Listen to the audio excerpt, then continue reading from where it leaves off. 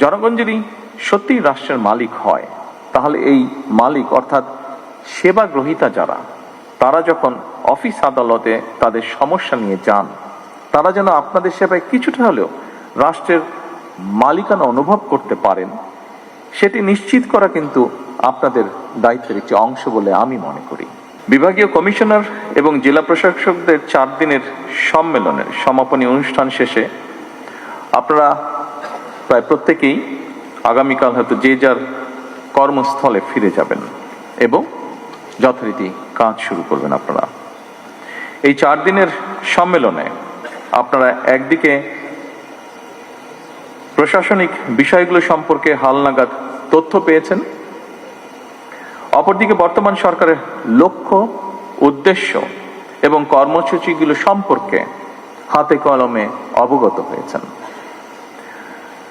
সম্মানিত জেলা প্রশাসক এবং কমিশনার বৃন্দ, আমি কথাটি আগেও বলেছিলাম, সেদিনকার অনুষ্ঠানে কম বেশি বলেছিলাম, দেশ এবং জনগণের কল্যাণে আমরা দলীয়ভাবে যে সকল ইশতেহার প্রণয়ন করেছিলাম, সেই ইশতেহারের পক্ষে দেশের জনগণ সমর্থন জানিয়েছেন।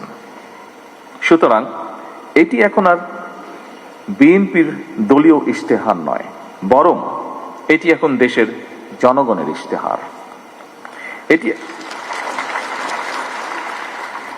এটি এখন জনগণের জন্য সরকারের ইশতেহার। সুতরাং এখন ইশতেহার বাস্তবায়নের পালা।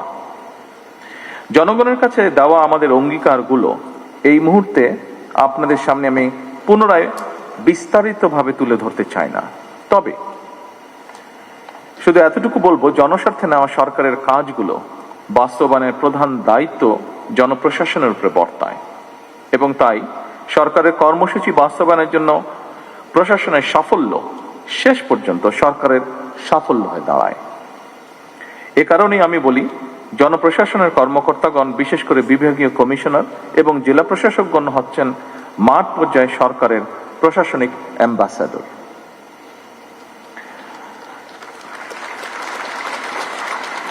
সম্মানিত সকল উপস্থিতিবৃন্দ, বর্তমান সরকারের উপর জনগণের প্রত্যাশা অনেক।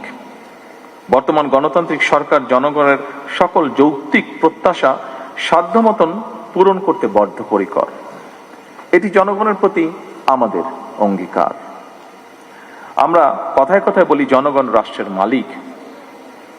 জনগণ যদি সত্যিই রাষ্ট্রের মালিক হয়, তাহলে এই মালিক অর্থাৎ সেবা গ্রহীতা যারা, তারা যখন অফিস আদালতে তাদের সমস্যা নিয়ে যান, তারা যেন আপনাদের সেবায় কিছুটা হলেও রাষ্ট্রের মালিকানা অনুভব করতে পারেন, সেটি নিশ্চিত করা কিন্তু আপনাদের দায়িত্বের একটি অংশ বলে আমি মনে করি।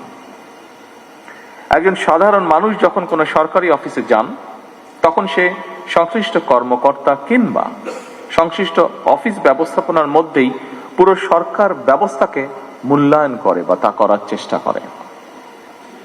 ধরা যাক, একজন সাধারণ নাগরিক কিংবা একজন দিনমজুর, তিনি যখন জন্ম নিবন্ধন সনদ সংশোধন করার জন্য আপনাদের অফিসে যান, তিনি হয়তো জানেনই না কোন টেবিলে যেতে হবে, কোন কর্মকর্তাকে কিভাবে অ্যাপ্রোচ করতে হবে। এমন পরিস্থিতিতে সেবাগ্রহীতা যদি সংশ্লিষ্ট কর্মকর্তার আন্তরিক ব্যবহার পান, তাহলে এটি রাষ্ট্র এবং সরকারের প্রতি জনগণের আস্থা এবং বিশ্বাসকেই বৃদ্ধি করে। আর যদি হয়রানির শিকার হন, তাহলে তিনি শুধু একটি সেবা থেকে বঞ্চিত হন না, বরং একই সাথে রাষ্ট্র এবং সরকারের প্রতি তার শ্রদ্ধা এবং বিশ্বাস নষ্ট হয়। সুতরাং রাষ্ট্র এবং সরকারের সঙ্গে জনগণের আস্থা তৈরির ক্ষেত্রে আপনাদের কার্যক্রম মুখ্য ভূমিকা পালন করে এবং করতে পারে। তাৎক্ষণিকভাবে হয়তো সবকিছু সমাধান করে দেওয়া সম্ভব নয়, এটি আমরা বুঝি, কিন্তু ভুক্তভোগীর মনে অন্তত এই ধারণা জন্ম নেওয়া জরুরি, আপনি কিংবা আপনার অফিস তার সমস্যার সমাধানের ব্যাপারে আন্তরিক।